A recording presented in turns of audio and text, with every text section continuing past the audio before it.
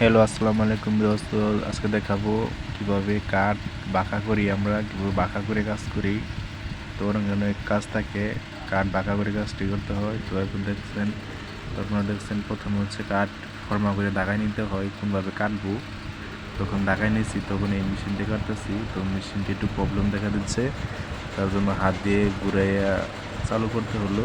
তো দেখেন, এই যে কাঠ কাটা হচ্ছে রাউন্ডের সেই দাগে দাগে করা দিয়ে খুব নিখুঁতভাবে কাঠটি কাটা হচ্ছে।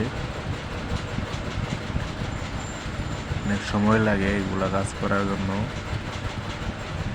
খুব সময়ের ব্যাপার, কারণ হচ্ছে কাঠ বাঁকা করতে হয়।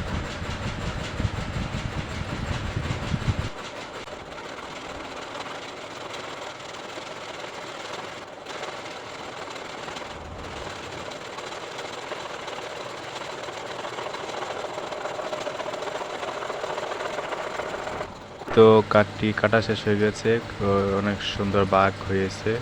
তো এখন এটা আবার রান্দা দিয়ে ফিনিশিং করে তারপর ড্রেসিং টেবিলের পাল্লা বানানো।